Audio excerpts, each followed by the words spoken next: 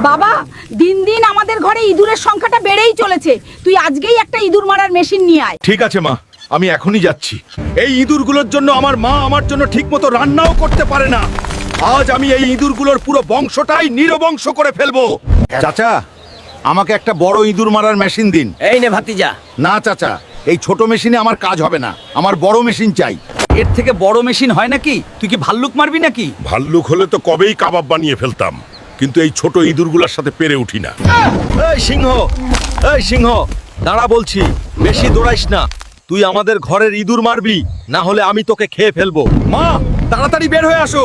দেখো, তোমার জন্য ইঁদুর মারার মেশিন নিয়ে এসেছি। আর তোমরা চ্যানেলটা সাবস্ক্রাইব করে দাও। আজ মাকে চমকে দিব।